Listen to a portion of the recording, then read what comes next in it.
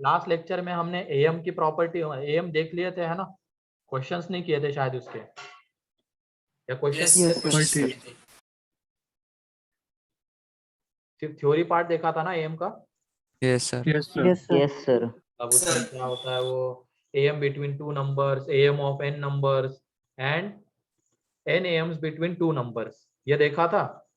अब उसके क्वेश्चंस, तो उसमें किसी को कोई डाउट है? बोलो। मैं किसी को No, कोई sir. भी डाउट है तो पूछ लो। दो नंबर्स के बीच का एएम।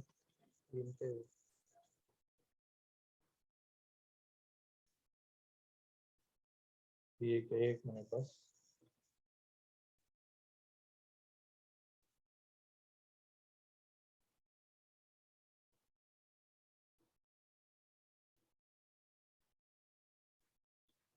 चलो लिखो, क्वेश्चन लिखो अब।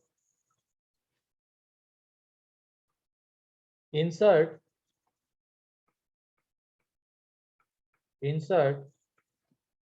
20 am, arithmetic means 20 am's between 2 and 86.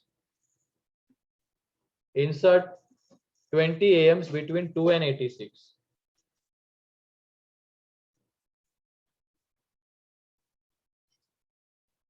दो मिनट है तुम्हारे पास, जल्दी सॉल्व करने की कोशिश करो इसको। आसान क्वेश्चन है। ए एन एम्स की जगह पे 20 एम्स है सिर्फ, एंड ए एन बी की जगह पे 2 and 86 है।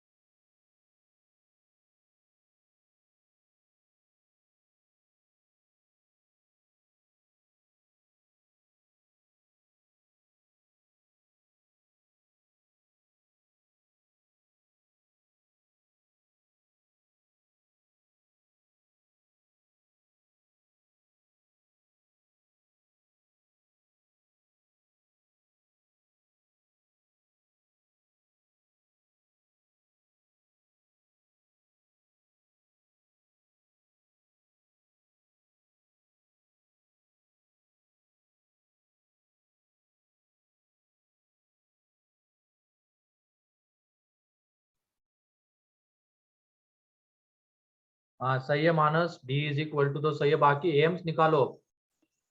डी ढूंढना होता है बस, इसमें एक बार डी मिल गया तो फिर वो आसानी से एम्स मिलते जाएंगे।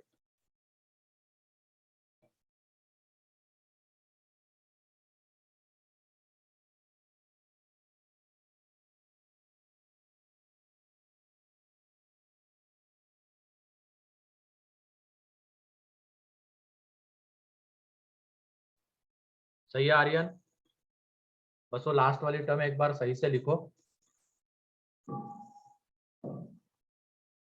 सही है वैभव, आर्यन, मानस, नितिन।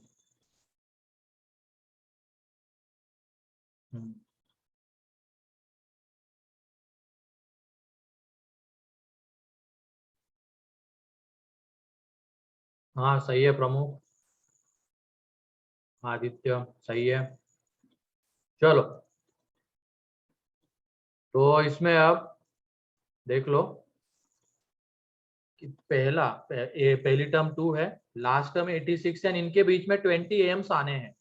तो ये A1, A2, A3 up to A20, ये 20 एम्स है इनके बीच के, है ना? और ये सारे टर्म्स किस में रहेंगे? AP. एपी में। ये सारे टर्म्स एपी में रहेंगे। तो अब यहाँ पे टोटल कितने टर्म्स है बताओ? 22. 22। कौन से नंबर की टर्म है? 21. अबे 22 नंबर की ना, 22. टर्म्स है तो, है ना? 22 नंबर की टर्म है।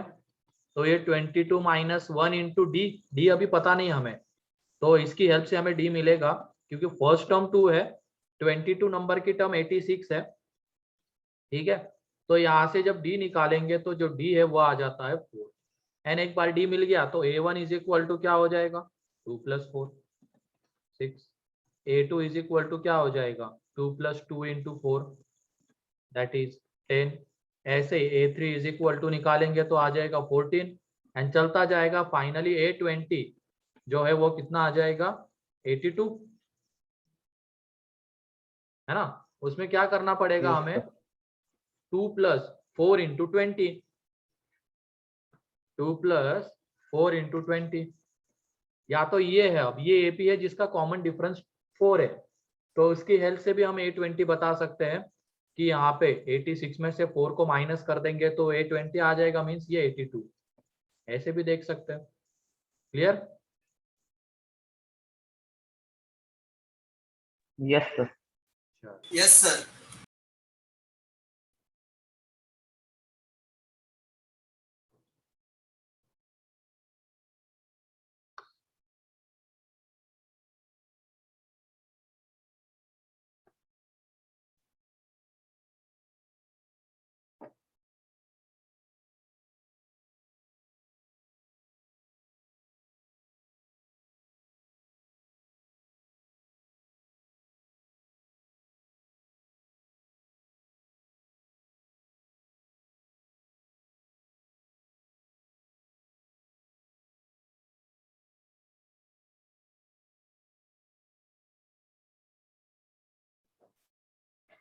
हो गया?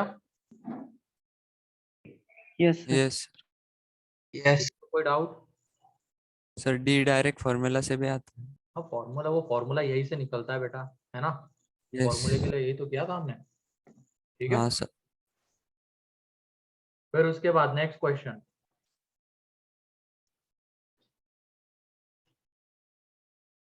if n AMs are inserted between, लिखो, if n AMs are inserted between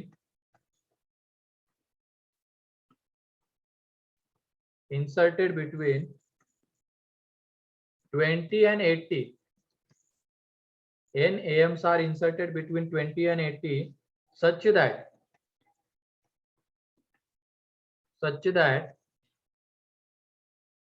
first mean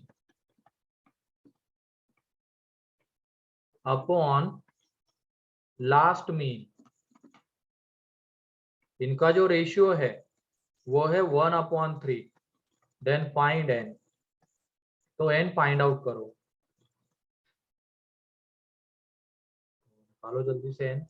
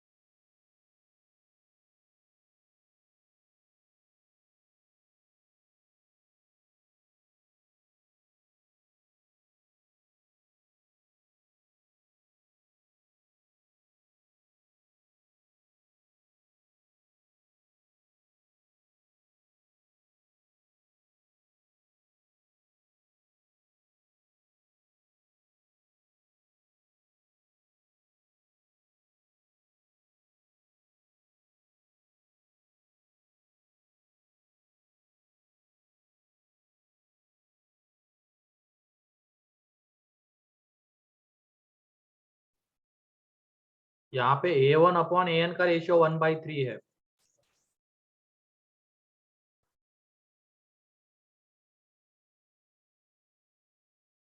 सोचो जब तुम D निकालोगे तो वो N के टर्म्स में आता है। A1 भी N के टर्म्स में, A2 भी AN भी N के टर्म्स में आएगा। पुट कर दो।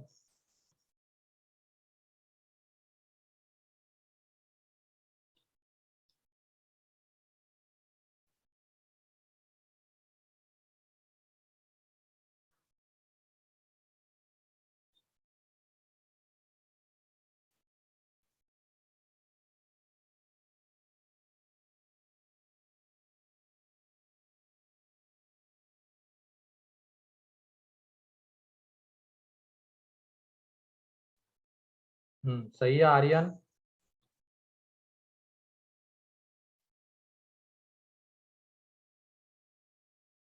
सही है नितिन।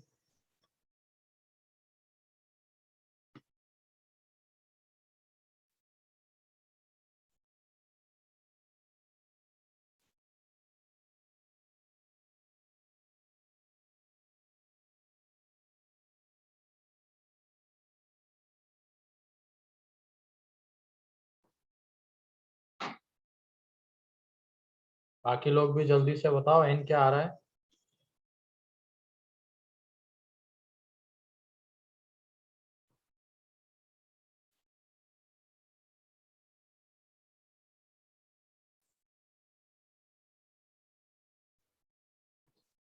हाँ सही है तन्वी।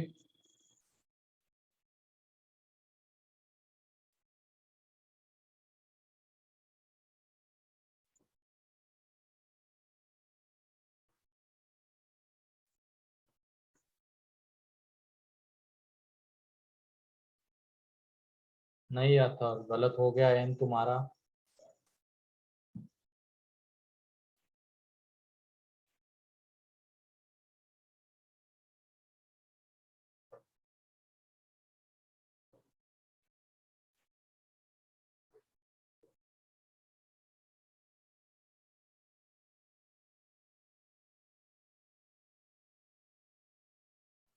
सही है ओम। चलो देखो अब यहाँ पे हमारे पास दो नंबर है 20 एंड 80 जिसके बीच में N AMs को इंसर्ट किया गया है। ठीक है, तो ये सारे अब AP में है और मान लेते हैं इस AP का कॉमन डिफरेंस D है। अब ये जो A1 अपॉन AN इनका जो रेशियो है वो है 1/3।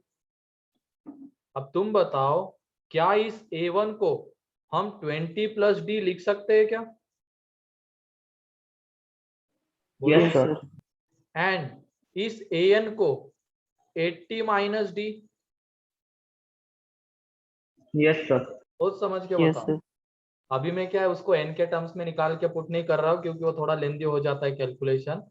मैंने क्या किया, पहले D निकाल रहे हैं हम यहाँ पे, है ना। इस तरीके से अगर जाएंगे तो पहले D मिलेगा एंड D की हेल्प से बाद में N मिलेगा। और इसको कैसे लिखा हमने, A1 को 20 प्लस D, AP है ये, एंड AN को कैसे लिखा, लास्ट टर्म माइनस D, तो AN आ जाएगा इज इक्वल टू 1/3। क्या इसमें किसी को कोई डाउट है? क्योंकि जो AN है 80 में से D माइनस करने के बाद हमें मिलेगा। अब उसके बाद यहाँ से D निकाल लो, तो क्रॉस मल्टीप्लाई करेंगे तो यहाँ पे 60 plus 3D is equal to 80 minus D, तो 4D इज इक्वल टू 20, तो D इज इक्वल टू 5। ठीक है, D इज इक्वल टू 5 आ जाएगा। एक बार D 5 मिल गया और उसके बाद तो फिर मिल जाएगा। D का फॉर्मूला क्या होता है यहाँ पे, b minus a upon n B plus minus 1. A by N plus 1. तो यहाँ से ये 5 is equal to 60 upon N plus 1, तो N plus 1 is equal to 12, तो N is equal to 11। Clear? Yes. Yes, sir. लिख लो इसको। Sir, previous slide. Sir हम AN को 20 प्लस ND लिख सकते हैं? इसको हाँ लिख सकते हैं ना, लेकिन फिर उसमें N D दोनों आ जाएगा फिर हमें डी को एन के टर्म्स में लिखना पड़ेगा एंड बाद में डी का वो वाला फॉर्मूला यूज, उससे भी आ जाएगा। ठीक है, यस सर।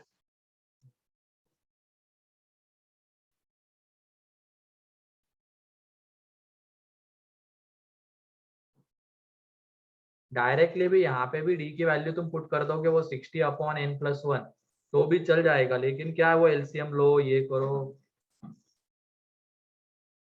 ना, तो उन सब झंझट से पहले डी ही निकाल लिया एंड फिर उस डी की हेल्प से एन निकाल लिया, ऐसे कर लिया।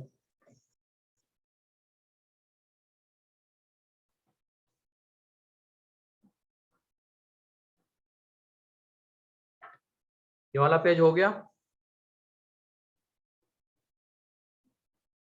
Yes, sir. Yes sir.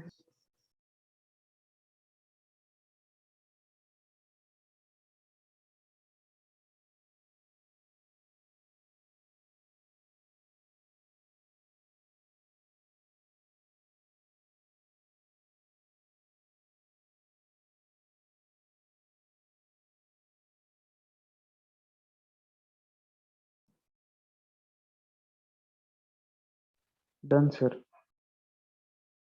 चलो ठीक है, नेक्स्ट क्वेश्चन है, लिखो बिटवीन टू नंबर्स, लिखो between two numbers whose sum is 13/6, between two numbers whose sum is 13/6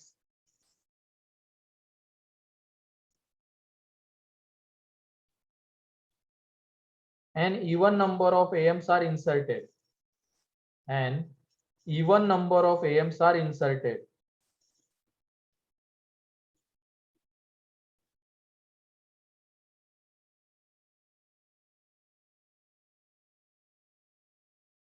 sum of these means, full stop देके, sum of these means exceeds their number, sum of these means exceeds their number by unity, exceeds their number by unity, then find the number of means, then find the number of means। फिर से एक बार पढ़ता हूँ question, between two numbers whose sum is 13/6 an even number of AMs are inserted,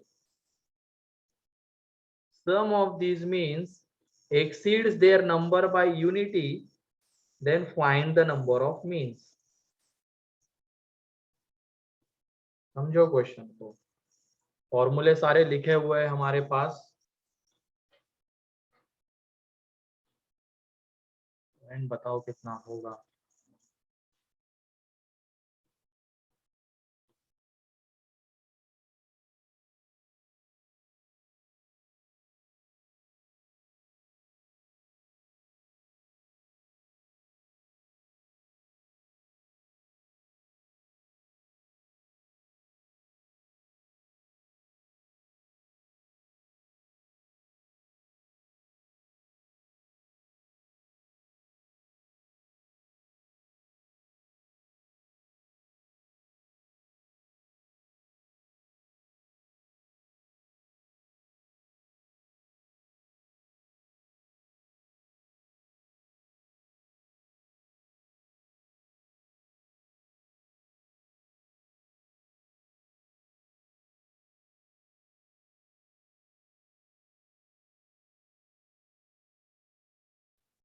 हाँ ठीक है, स्वयं को कोई नहीं।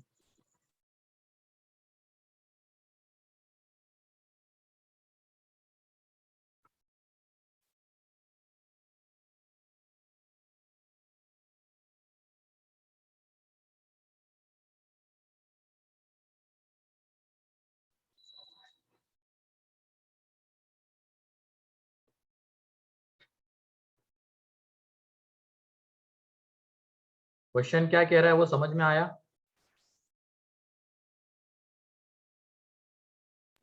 Yes sir. फिर उसको डाटा के फॉर्म में रिप्रेजेंट करो बस।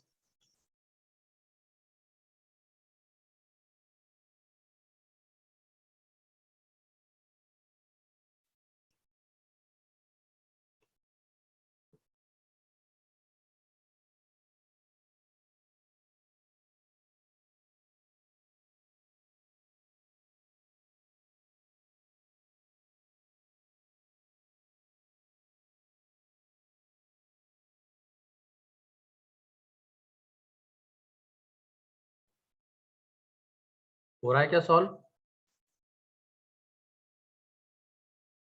नहीं, गलत है नितिन।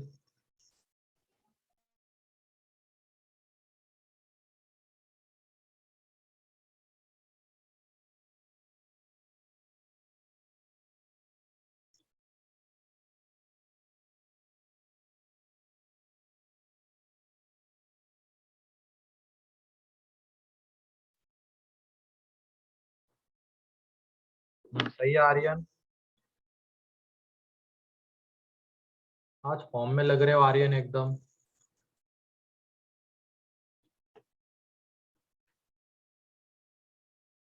ऐसे हर दिन दिया करो आंसर। Yes.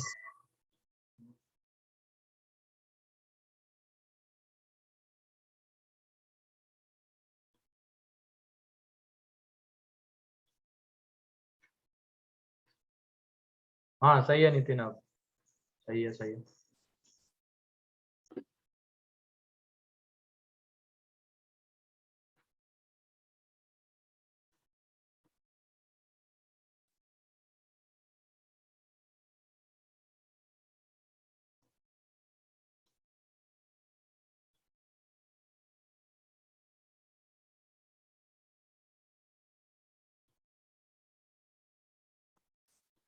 हाँ सही है ओम।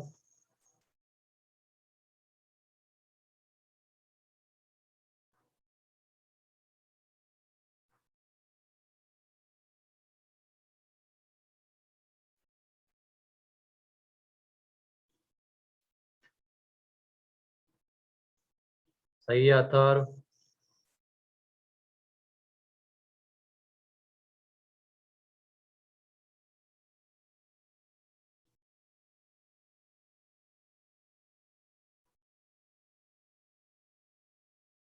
भाई संडे सैटरडे के दिन इतने एब्सेंट क्यों रहते? कहीं घूमने निकलते हो क्या?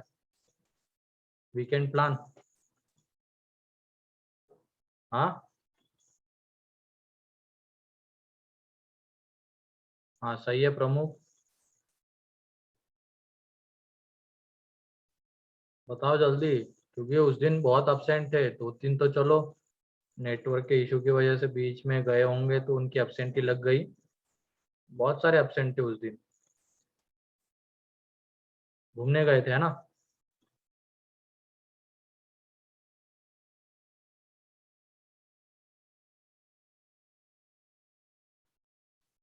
लड़कियों में से कोई आंसर ही नहीं दे रहा है आज। क्या हो गया?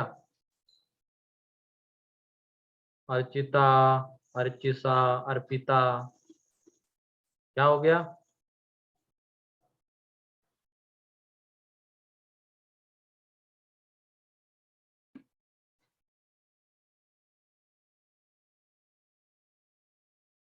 कौन है? साक्षी हो गई, संयुजा, सेजल।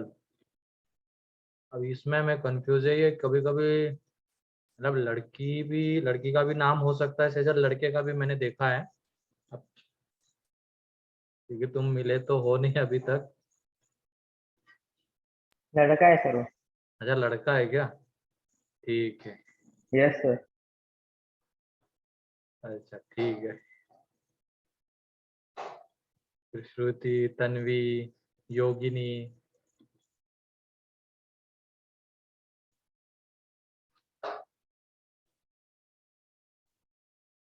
आवाज तो आती है क्या सेजल तुम्हें मेरी? क्योंकि तुमने आज तक एक भी इसका आंसर नहीं दिया है।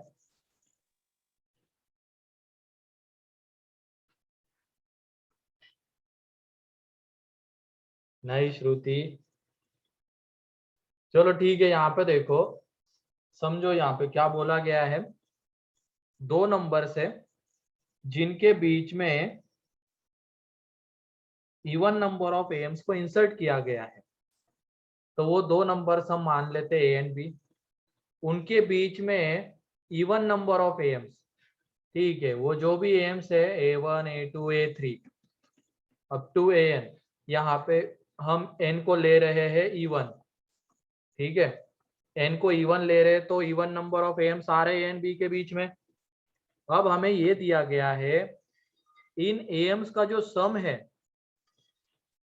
A1 A2 plus A3 up to AN, क्या बोला गया क्वेश्चन में, exceeds their number by unity, मतलब उनका जो नंबर है n उससे एक से ज्यादा है। ये समझ में आ गया? Yes, sir. Yes sir. Sum of the AMs exceeds their number by unity, तो ये वो मिलेगा हमें जब हम उसको डाटा के रिप्रेजेंट करेंगे तो सम ऑफ एम्स ये आ जाएगा। एंड सम ऑफ एम्स का फॉर्मूला क्या है, n/2, number of AIIMS n है ना, तो n/2 into a plus B, ये है is equal to n+1।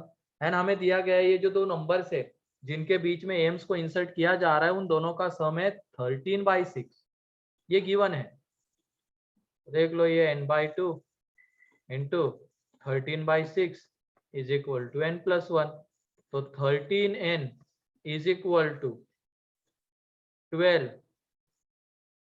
12n plus 12, तो यहाँ से n इज इक्वल टू कितना आ जाएगा 12. 12, 12। क्लियर? तो यहीं पे लिख लो n is equal to 12, clear है? Yes sir. सर वो वाली स्टेप बताओ मुझे, वो n/2 into a plus b. वो लिखवाया है ना कल, मतलब लास्ट इसमें सम ऑफ जो एम्स आते हैं वो n/2 इंटू इन दोनों का सम होता है। उसमें प्रॉपर्टी बताई थी कि एपी में sum of the terms equidistant from the beginning and end is equal to sum of the first and last term, उस प्रॉपर्टी की हेल्प से किया है, ये एपी में है। अब a1 प्लस an को हम a प्लस बी के इक्वल लिख सकते हैं, ऐसे ही a2 एंड an-1 इन दोनों के सम को हम a प्लस बी के इक्वल लिख सकते हैं, लेकिन इस प्रॉपर्टी की हेल्प से। तो ऐसे अगर हम इनको पेयर वाइज देंगे तो टोटल कितने पेयर्स बनने वाले हैं n/2, n/2 पेयर्स बनेंगे, क्योंकि टोटल नंबर्स तो n है, पेयर वाइज देंगे तो n/2 बनेंगे, तो n/2 into a plus B आएगा इन सबका सम, ठीक है।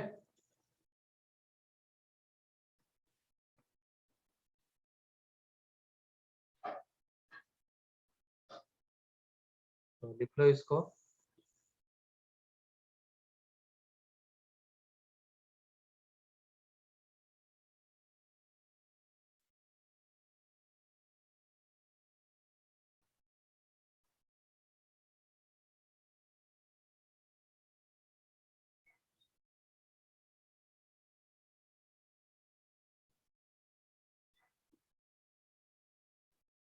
लिखो जल्दी से।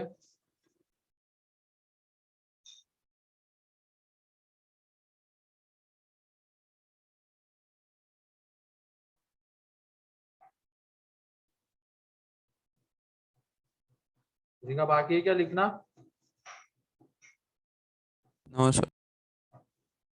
ठीक है, तो नेक्स्ट क्वेश्चन अब,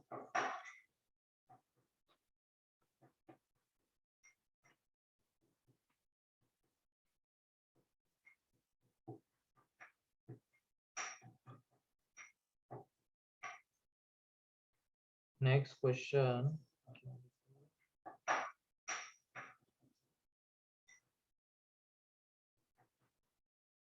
एक मिनट हाँ।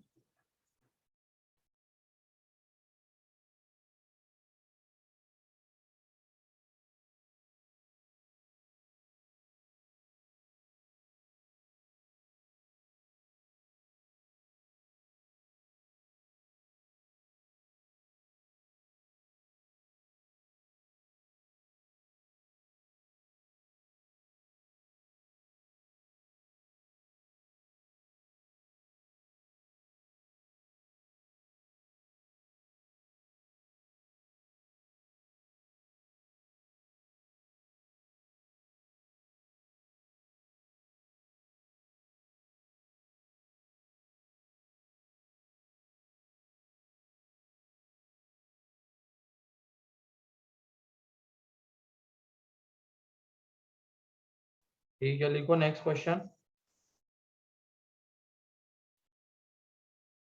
if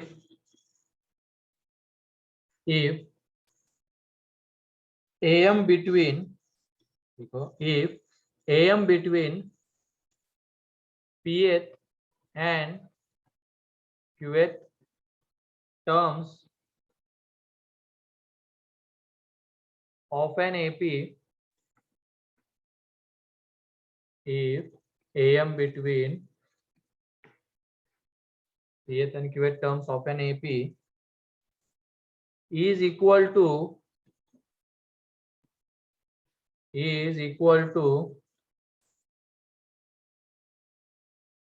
am between rth and sth terms of an same AP,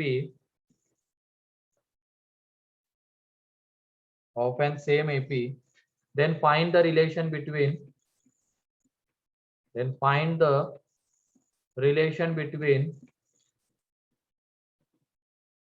P, Q, R, S। तो P, Q, R, S के बीच में रिलेशन फाइंड आउट करना है। आसान है वैसे ये, थोड़ा सा समझो, बस क्वेश्चन को समझो। 2-3 लाइन का आंसर है बस इसका।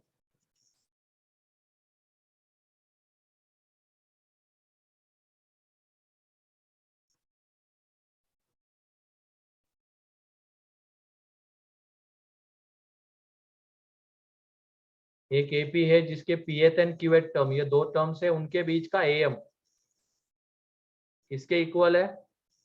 आरएथ एंड एसएथ टर्म्स के बीच का जो एएम है उसके इक्वल है।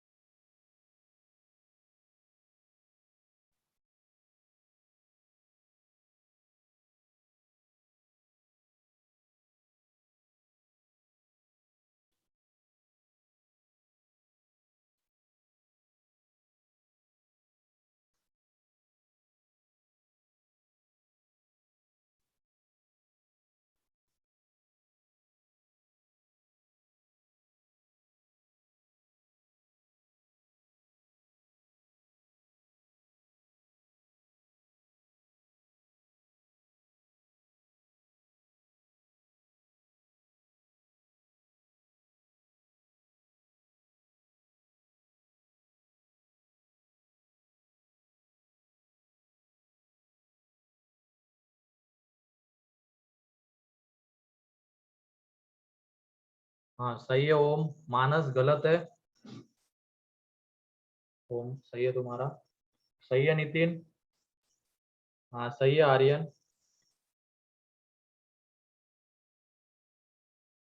एक मिनट, ये S R minus P is equal to S minus, ये थोड़ा गलत लग रहा है, इसको सुधारो आर्यन।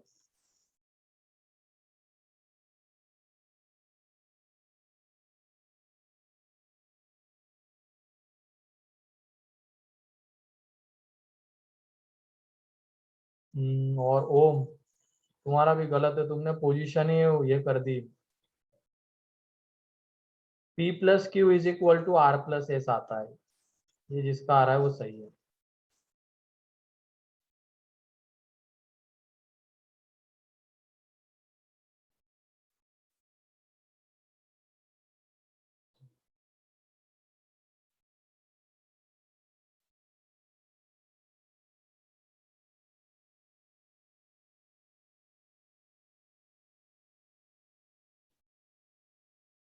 और किसी का आ रहा है क्या? P plus Q is equal to R plus S.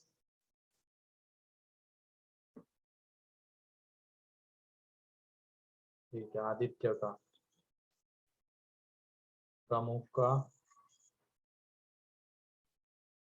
Aryan. ठीक है, तो यहाँ पे देखो क्या बोला गया है, pth and qth terms of an AP. तो मान लेते हैं कि पीएथ टर्म है एपी या टीपी, जो भी तुम लेना चाहोगे, एंड क्यूएथ टर्म है एक्यू। अब इन दोनों के बीच का एम, अब दो नंबर्स का एम कैसे निकालते हैं हम? उन दोनों का सम अपॉन 2, इस तरीके से निकालते हैं।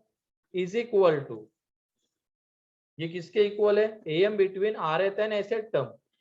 तो इन दोनों टर्म्स के बीच का जो एम, आर एथ टर्म मतलब ए आर ले लेंगे, एन एस एथ टर्म मतलब ए एस, इन दोनों के बीच का जो एम है वो ये आ जाएगा, ये दोनों इक्वल है, तो ये 2 गया।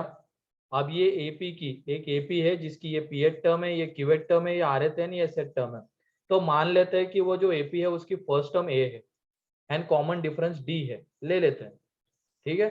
तो यहाँ पे A plus P minus 1 into D आएगा, पी एथ टर्म उस एपी की, फिर A plus Q minus 1 into D, ये क्यू एथ टर्म आ जाएगी, फिर उसके बाद A plus S minus 1 into D and A plus R minus 1 into D. तो ए तो कैंसल आउट हो जाएगा, यहाँ पे बचता है p minus Q into D, sorry p plus Q into D, and यहाँ पे r प्लस एस, एक और चीज बचेगी, p plus Q into D minus 2d, यहाँ पे r plus S into D minus 2d, तो ये माइनस 2d भी गया, एंड ये dd कैंसल आउट हो जाएगा यहाँ से, and p plus Q is equal to आएगा r प्लस एस। क्लियर, ये रिलेशन मिलेगा। किसी को कोई डाउट?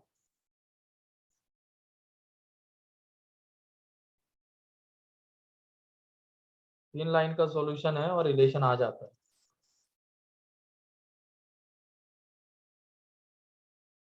तो ये हो गई सारी चीजें एपी के बारे में। तो एपी को हमने तीन मतलब पार्ट में डिवाइड किया था, एक तरीके से देखा जाए। पहला था वो टीएन एंड एसएन से रिलेटेड चीजें, फिर उसके बाद है प्रॉपर्टीज ऑफ एपी, एंड उसके बाद एएम। इन तीन पार्ट में तोड़ के पढ़ा है हमने एपी को, और सेम जीपी को भी वैसे ही करेंगे। सबसे पहले टीएन एंड एसएन, देन उसके बाद प्रॉपर्टीज, एंड फाइनली जीएम, ये देखेंगे। तो इसमें किसी को कोई डाउट? No, sir. No, लिख लो sir. इसको जल्दी।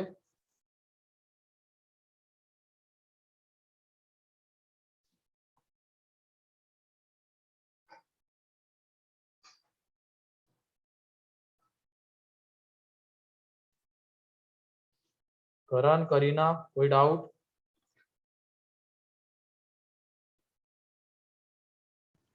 No, sir. No, sir. और तुम लोग कितने घंटे पढ़ रहे हो अभी, इस बैच के सारे बच्चे बताओ? 8. बताओ, चैट में बता सकते हो, बताओ कितने घंटे की पढ़ाई हो रही है।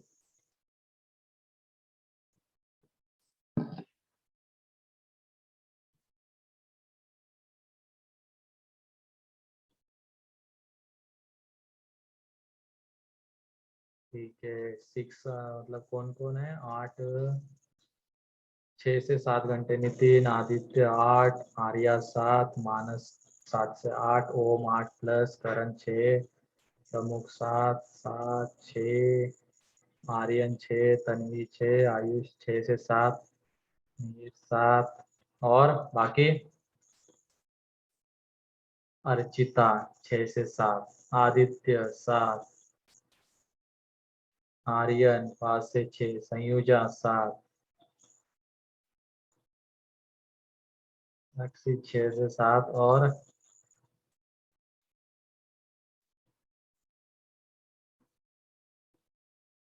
कितने बच्चे हैं क्या यहाँ पे, बाकी भी तो है, या पढ़ी नहीं, गिनते ही नहीं हो क्या, बस पढ़ते रहते हो दिन भर? बाकी के ऐसे ही होंगे, टाइम नहीं गिनते सर हम लोग, हम तो पढ़ते रहते हैं बस।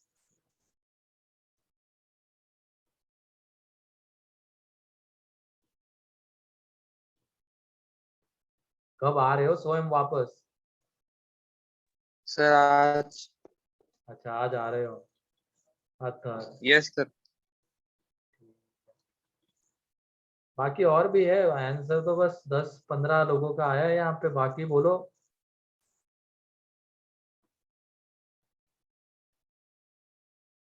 अभिजीत,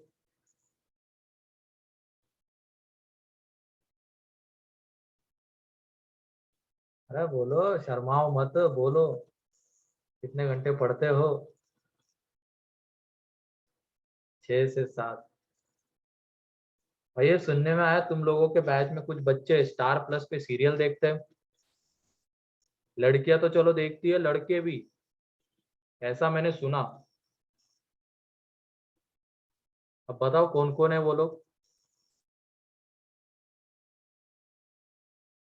कौन कौन बच्चे हैं जो सीरियल वगैरह देखते हैं?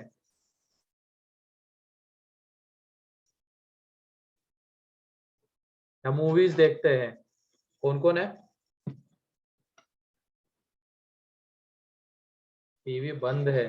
और अरे बताओ, शर्मा मत, ऐसा क्या है? थोड़ा सा माइंड फ्रेश करने के लिए देखना चाहिए। तो कितने लोग देखते हैं? सर फ्री टाइम में। फ्री टाइम में? ठीक है, फ्री टाइम मिलता है? सर मतलब ऐसे 15 मिनट। 15 मिनट में क्या देख लेता, कौन सी मूवी देखता है रे?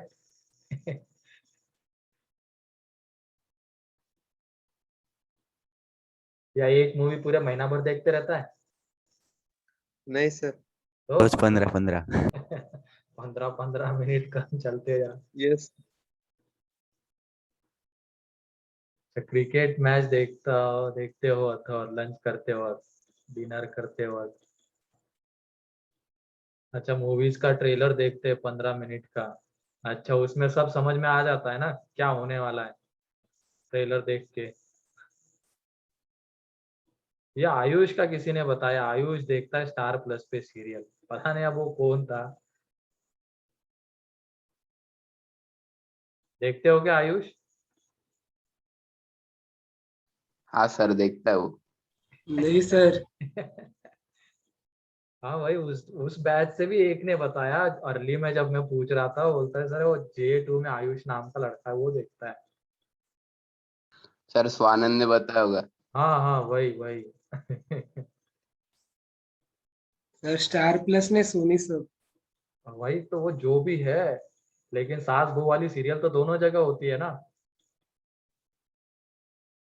सर सोनी सब पे वो तारक तारक मेहता मेहता? देख। तारक मेहता देखता है? हाँ सर। अबे कहाँ जेठालाल बने जा रहा है तू भी? पढ़ लो, अभी पढ़ लो, चलता रहेगा, रहेंगे यूट्यूब पे वो वीडियोस। देख लेना बाद में कॉलेज में जाने के बाद तारक मेहता। ठीक है? हाँ सर। बहुत टाइम मिलेगा आगे जाके। क्या हुआ, पोपट लाल की शादी हुई क्या नहीं अभी तक? नहीं हुई। अब ठीक है।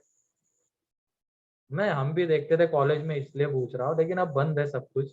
कॉलेज में कुछ काम ही नहीं होता था, थोड़ी बहुत पढ़ाई करनी होती थी, बाकी पूरा टाइम फ्री रहता था, तो यही सब करते थे। लेकिन उसके लिए बढ़िया कॉलेज में पहुंचना होता है। ठीक है?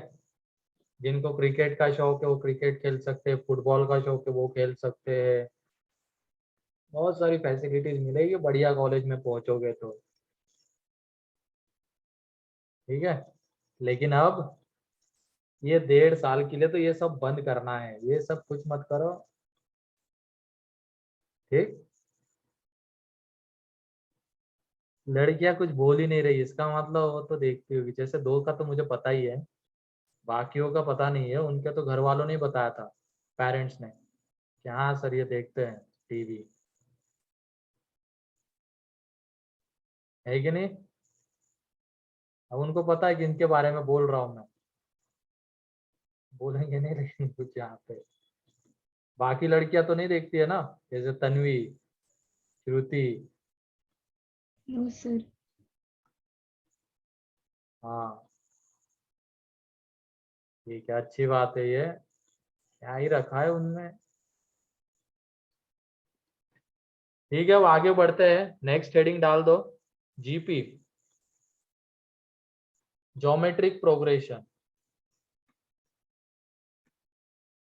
ठीक है, बहुत सारे बच्चे पढ़ रहे हैं 6-7 घंटे, लेकिन उसको बढ़ाओ थोड़ा सा। ठीक, ज्योमेट्रिक प्रोग्रेशन, तो इसमें लिखो जीपी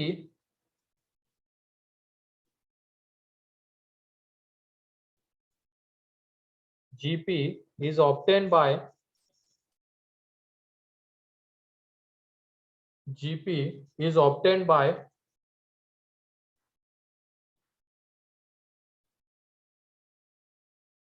या तो ऐसे लिखो GP is obtained by नहीं, if in any sequence ऐसे लिखो, if in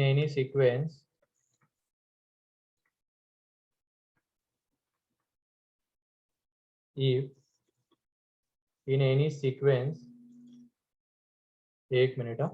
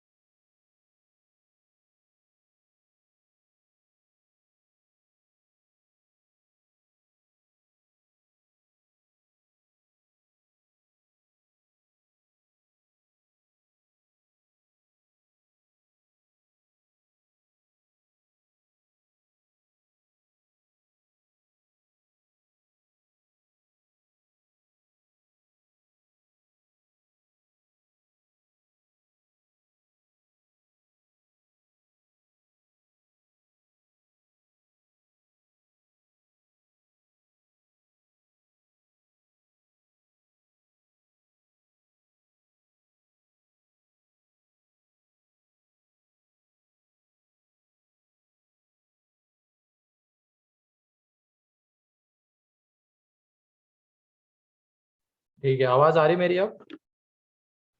Yes, sir. Yes, ठीक sir. है, लिखो।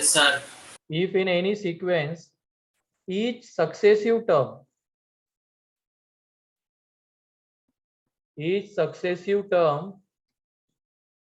is obtained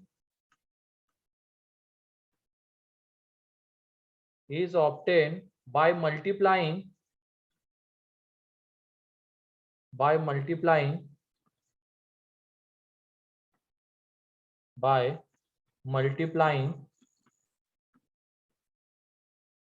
preceding term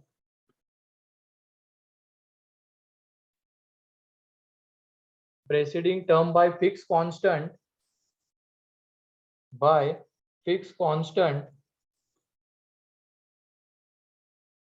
preceding term by fixed constant, then it is called as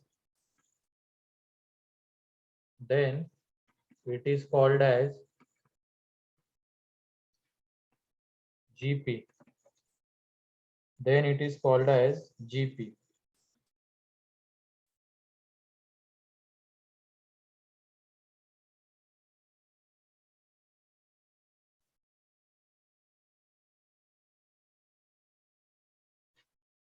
Then it is called as GP.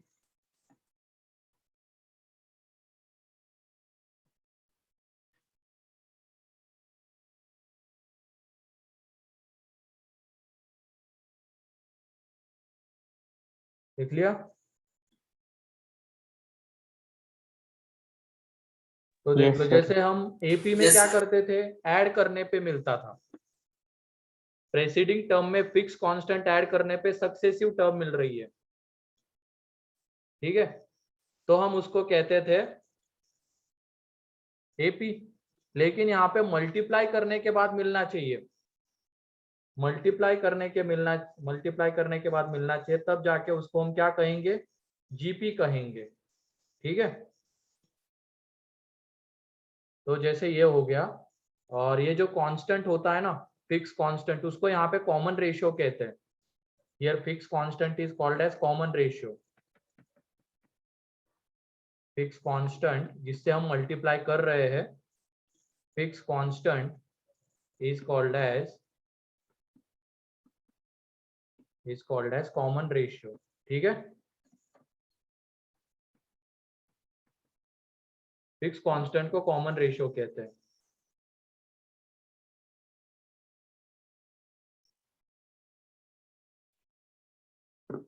वहां पे fix constant को common difference कहते थे, यहाँ पे कॉमन रेशियो,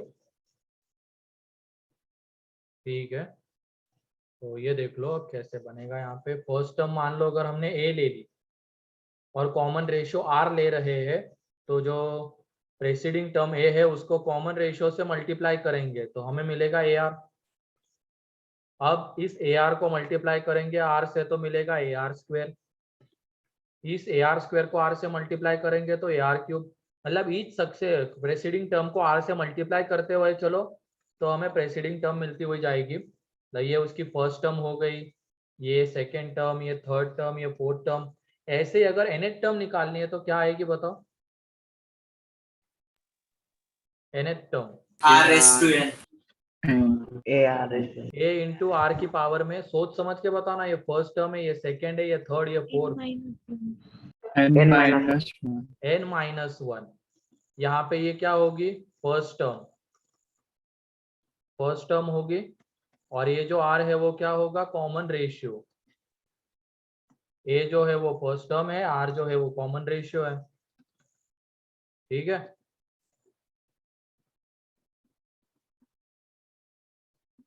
तो ये आ जाएगी उसकी nth नंबर की टर्म। जनरल टर्म भी कहेंगे उसको या nth नंबर की टर्म कहेंगे। ठीक है,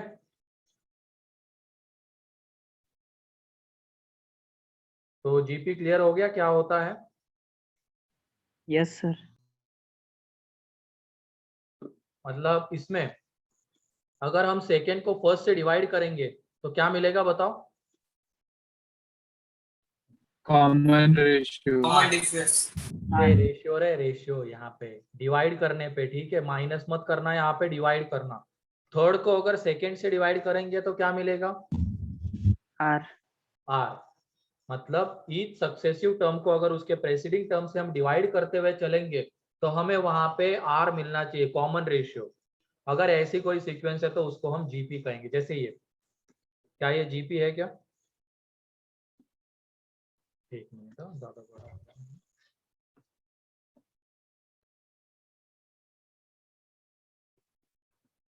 ये जीपी है क्या? Yes yes sir. 3 को 1 से डिवाइड किया 3, 9 को 3 से डिवाइड किया 3, 27 को 9 से डिवाइड किया 3, 81 को 27 से डिवाइड किया 3। मतलब ईच सक्सेसिव टर्म को उसके प्रेसिडिंग टर्म से हम डिवाइड कर रहे हैं तो हमें सेम कांस्टेंट मिल रहा है 333, मतलब सेम कॉमन रेशियो मिल रहा है, तो वो जीपी है। ठीक है, तो ये होती है जीपी। अब उसके बाद उसका सम क्या होता है वो देख लेते हैं। जनरल टर्म तो हमें उसकी मिल गई, अब सम क्या होता है? Sn is equal to sum of the first n terms of GP. डाल देना sum of first n terms of GP, sum of first n terms.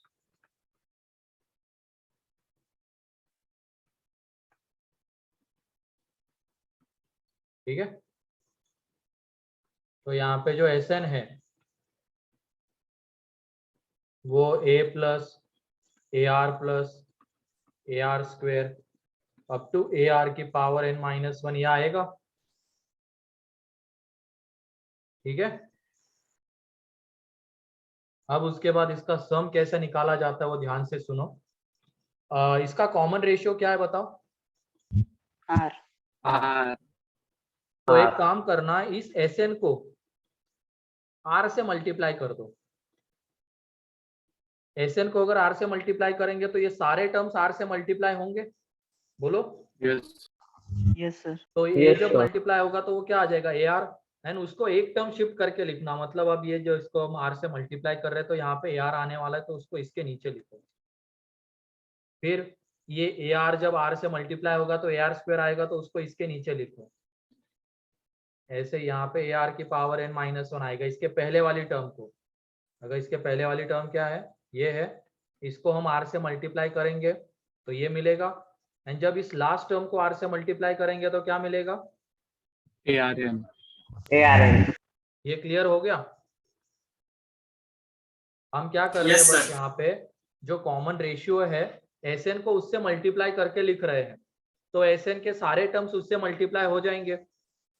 तो a मल्टीप्लाई होगा तो ए आर मल्टीप्लाई होगा तो ए आर स्क्वायर, ऐसे ही ए R की power n minus two multiply होगा तो ये आ जाएगा।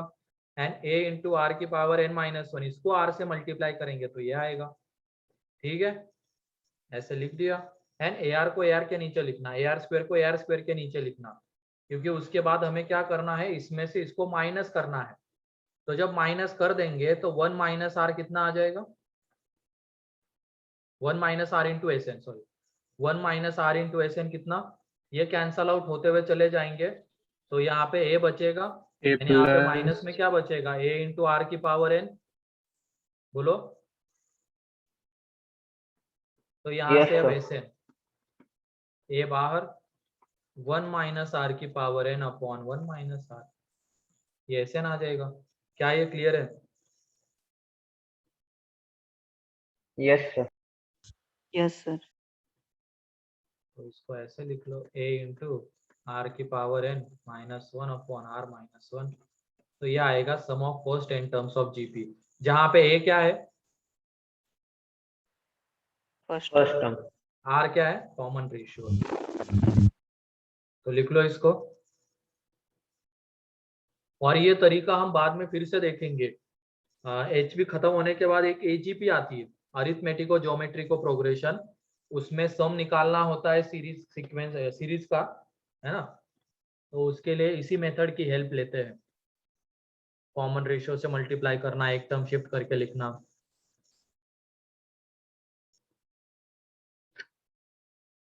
किसी को कोई डाउट इसमें?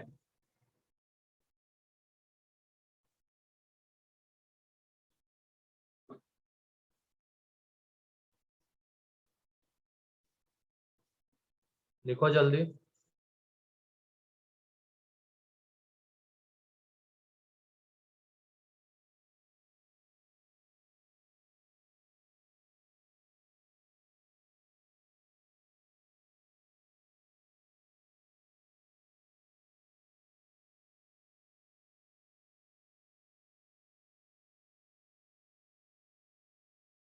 लिख लिया? Yes sir. Yes sir. ठीक है, तो एस एन का फॉर्मूला क्या है, ए इंटू आर की power n minus one upon R minus one. अब उसके बाद इसमें एक और आती है टर्म, ये तो हो गया sum of first n terms of GP. अब उसके बाद आता है sum of infinite terms of GP, वो भी इसमें चीज आता है, उसका भी फॉर्मूला यहाँ पे होता है, sum of infinite terms of GP, sum of infinite terms of GP. ठीक है, मतलब यहाँ पे जो जीपी आ रही है उसके इनफाइनाइट टर्म्स का सम निकालना है, A R square, A R cube, कहाँ तक जा रहे हैं आगे, इन्फिनिटी तक। तो उसको एस इन्फिनिटी से रिप्रेजेंट करते हैं। अब ये एक चीज तुम यहाँ पे बताओ, मान लो ए पॉजिटिव है एंड आर को हमने 1 से बढ़ा लिया, तो क्या होगा,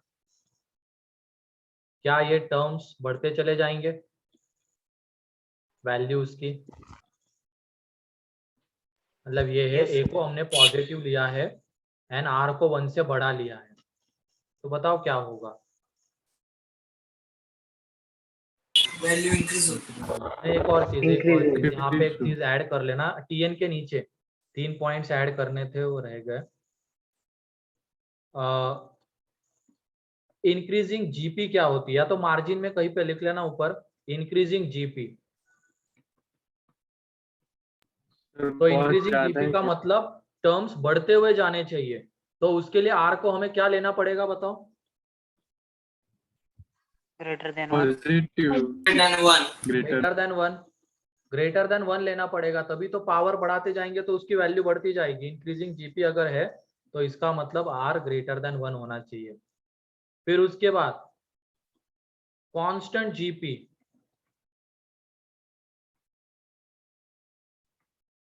आर कितना होना चाहिए, equals to 1. Equal to one. देखो आर को अगर हमने 1 ले लिया तो ए मिलता चला जाएगा, तो उसको हम बोलेंगे कांस्टेंट जीपी।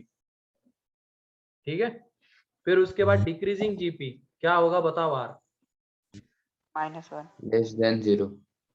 नहीं रे, लेस देन 0 नहीं, सोच समझ के बताओ। Decreasing GP Less than 1. Less than 1. Less than 1 greater than 0,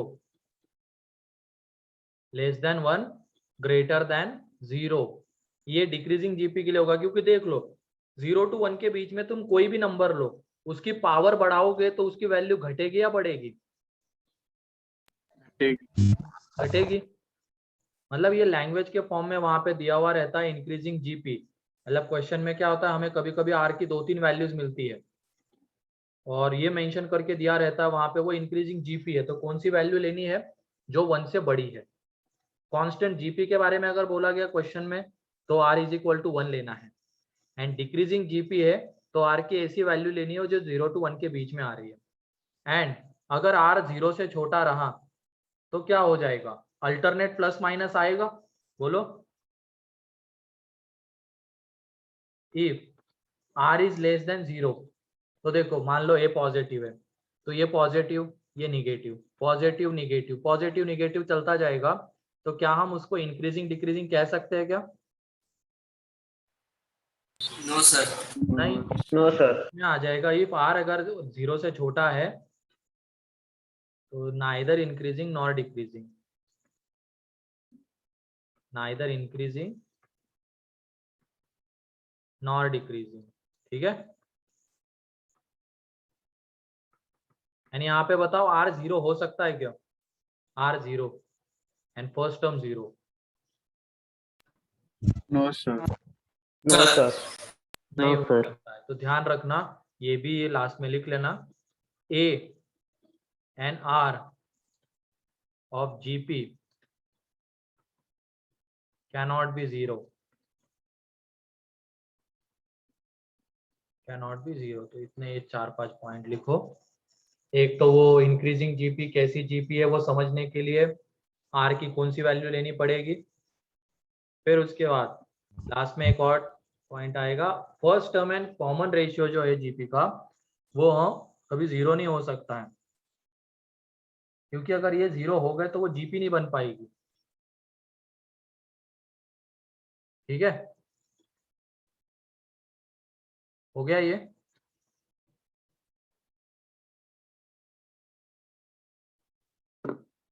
या तो ऐसे लिखो ए एन आर की जगह पे first term and common ratio,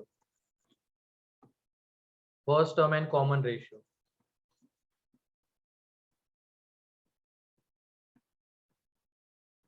common ratio of GP cannot be 0, ठीक है। अब आ जाते हैं इस इंफिनिटी के ऊपर, ठीक है। अब तुम बताओ, ए को अगर पॉजिटिव लाइन आर को 1 से बढ़ा लिया तो इन टर्म्स की वैल्यू बढ़ती जाएगी या घटती जाएगी? आगे बढ़ती जाएगी। बढ़ती जाएगी। बढ़ती जाएगी। तो ऐसे अगर हम इंफिनिटी तक जाएंगे तो इन सारे टर्म्स का सम कितना आएगा? इंफिनिटी आएगा? Yes, sir. Yes sir. Infinity चला जाएगा, ठीक है। तो ये ध्यान रखना। तो ऐसे इसमें एस इंफिनिटी डिफाइन नहीं होती है, जब आर 1 से बड़ा है तो उसमें एस इंफिनिटी का सम डिफाइन नहीं होगा, क्योंकि वो इंफिनिटी जाने वाला है, वो दिख रहा है क्लियरली। तो एस इंफिनिटी तभी डिफाइन होता है जब पावर बढ़ाने पे आर की वैल्यू क्या होनी चाहिए? घटती चली जानी चाहिए, तब जाके हमें दिखेगा कि हाँ ये सम कुछ ना कुछ एक कांस्टेंट वैल्यू ले सकता है, क्योंकि वैल्यू घटती जा रही है ना। बढ़ती अगर जाएगी तो सब जब हम सम करेंगे तो वो तो इंफिनिटी जाएगा, लेकिन घटती जाएगी तो कहीं ना कहीं पे तो ऐसा होगा कि वो टेंडिंग टू 0 होता जाएगा, तो सम कांस्टेंट आने के चांसेस है। तो एस इंफिनिटी तभी वैलिड रहता है, तभी एग्जिस्ट करता है जब ये जो आर होता है ये -1 to 1 के बीच में वैरी करता है। ये ध्यान रखना, ये कंडीशन है इसके ऊपर। एस इंफिनिटी का सम तभी वैलिड रहेगा या एग्जिस्ट करेगा जब ये r -1 to 1 आएगा, एंड r तो 0 हो नहीं सकता है, तो एक्सेप्ट 0। तो सिंपली अगर इंटरवल के फॉर्म में लिखना चाहेंगे तो कैसा? -1 to 1 एक्सेप्ट 0। तो ये r होना चाहिए तब जाके एस इंफिनिटी का सम एग्जिस्ट करता है। अब हमारे पास एस का रिजल्ट है, एस कितना है? a इंटू 1 माइनस आर की power n upon 1 minus R, ये है। अब तुम बताओ, अगर हम यहाँ पे n को इंफिनिटी लेके जाएंगे n को इन्फिनिटी लेके जाएंगे एंड r -1 to 1 के बीच में वैरी कर रहा है, तो ये r की पावर n कहाँ जाएगा, 0 जाएगा या क्या होगा? मतलब ये -1 to 1 के बीच में है, उसकी पावर हम बढ़ाते जा रहे हैं, पावर बढ़ाते जा रहे हैं, तो उसकी वैल्यू बढ़ेगी या घटेगी? घटेगी। घटेगी। एंड जब पावर को हम इन्फिनिटी लेके जाएंगे तो ये घटते घटते कहाँ तक जाएगी, वैल्यू 0 जाएगी। 0। तो r की पावर n 0 जाएगा, क्योंकि r को हमने -1 to 1 लिया है। ठीक है, तो r की पावर अगर हम इन्फिनिटी लेके जाएंगे तो उसकी वैल्यू घटते घटते 0 जाएगी। तो यहाँ से s इन्फिनिटी का सम कितना आ जाएगा, s इन्फिनिटी का जो फॉर्मूला है वो कितना आएगा, a/1 - r। क्लियर? और s इन्फिनिटी कब एग्जिस्ट करता है, जब ये रेस्ट्रिक्शन रहते तभी, ये ध्यान रखना, क्योंकि अगर इनके अलावा हमने r ले लिया तब तो सम फाइनाइट नहीं आने वाला है, ये तो हमें दिख रहा है क्लियरली। सम फाइनाइट आने के चांसेस तभी है जब हम r के ऊपर ये रेस्ट्रिक्शन डालेंगे, क्योंकि अगर हम n को इन्फिनिटी लेके जाएंगे तो ये जो r की पावर n है वो 0 जाने वाला है, क्योंकि r -1 to 1 के बीच में हमने लिया है, तो उसकी पावर अगर हम बढ़ाते जाएंगे, बढ़ाते बढ़ाते इन्फिनिटी लेके गए तो उसकी वैल्यू 0, तो ये 0 जाएगा, तो बचेगा क्या, a/1 - r। ठीक है, ये वैसे ही हम जी इसमें देखने वाले 12th में लिमिट टॉपिक में, ये कैसे लिमिट निकाली जाएगी। यानी ये तो हमें पता था कि अगर नंबर 1 से छोटा रहता है उसकी पावर बढ़ाते जाते हैं तो वैल्यू उसकी घटती चली जाती है, तो उसी की हेल्प से यहाँ पे बोल रहे हैं अगर n को हम इन्फिनिटी लेके जाएंगे तो r की पावर n 0 जाएगा, तो वहां से ये s इन्फिनिटी आएगा। तो ये हो गया s इन्फिनिटी का फॉर्मूला, ये हो गया Sn का फॉर्मूला, एंड ये हो गया Tn का। तो अब हमारे पास यहाँ पे 3 फॉर्मूले है, Tn, Sn and s infinity. Clear है ये? Yes sir. ठीक है, तो नेक्स्ट लेक्चर में हम इसके ऊपर क्वेश्चंस देखेंगे। ठीक है, तो आज के इसमें Yes, किसी sir. को कोई डाउट, आज के लेक्चर में No, किसी sir. को कोई डाउट? और ये फॉर्मूले याद कर लेना, s इन्फिनिटी का, Sn का, Tn का। ठीक है, नेक्स्ट लेक्चर में इसके क्वेश्चंस हम देखेंगे। एंड होमवर्क जो है, होमवर्क में ट्रीगो तो खत्म हो चुका है ना अपना, तो बाकी है Yes, sir. ट्रीगो हो गया है। सीक्वेंस सीरीज में अब section A exercise 1 sequence series module सभी के पास होगी इसकी। Yes, sir. Section A part 1, part 2, part 3 section A. ठीक है, वो कंप्लीट कर लेना। छोटी मॉड्यूल है, सीक्वेंस सीरीज की, ज्यादा बड़ी नहीं है। तो नेक्स्ट लेक्चर में इसको मैं डिस्कस करूंगा, कल का ही लेक्चर है ना, कल ही है ना शायद। ठीक है, तो आज के लिए इतना ही है, कल ये होमवर्क डिस्कस होगा एक्सरसाइज 1 सीक्वेंस सीरीज का, उसमें सेक्शन है पार्ट 1, पार्ट 2, पार्ट 3। ठीक है, फिर आज के लिए इतना ही है।